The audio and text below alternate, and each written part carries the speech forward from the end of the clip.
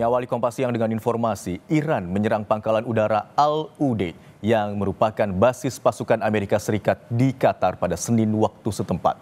Serangan itu diluncurkan sebagai balasan atas serangan Amerika Serikat terhadap 3 situs nuklir Iran sehari sebelumnya. Video yang dirilis oleh Korps Garda Revolusi Islam Iran menunjukkan beberapa rudal diluncurkan pada Senin malam. Dalam pernyataan resmi yang disampaikan oleh juru bicara Korps Garda Revolusi Islam Iran, Kolonel Iman Taji, serangan ini disebut sebagai tanggapan langsung atas aksi militer Amerika Serikat terhadap fasilitas nuklir di Iran.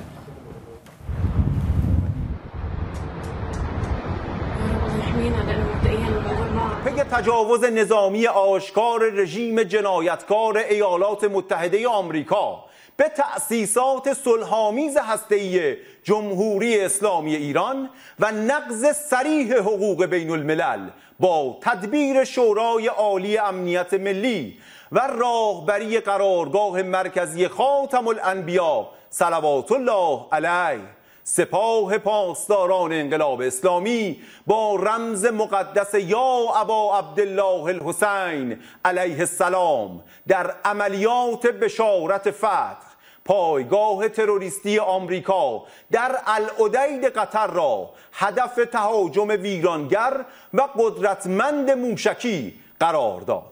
این پایگاه مقر سرفرماندهی نیروی هوایی و بزرگترین دارایی راهبردی ارتش تروریستی آمریکا در منطقه غرب آسیا بوده است.